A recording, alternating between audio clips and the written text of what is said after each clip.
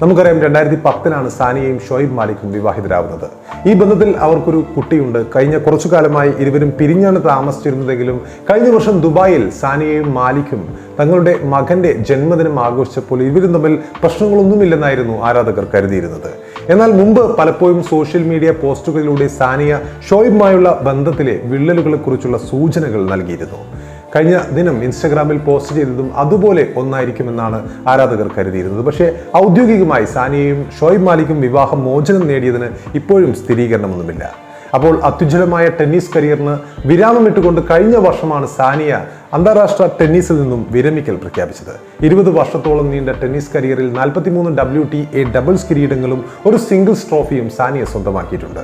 അടുത്തിടെ വനിതാ പ്രീമിയർ ലീഗിൽ റോയൽ ചാലഞ്ചേഴ്സ് ബാംഗ്ലൂർ ടീമിന്റെ ഉപദേശക സ്ഥാനം ഏറ്റെടുത്ത് സാനിയ പുതിയൊരു അധ്യായത്തിന് തുടക്കമിടുകയും ചെയ്തിരുന്നു. 6 ഗ്രാൻഡ് സ്ലാം കിരീട വിജയങ്ങൾ സാനിയയുടെ പേരിൽ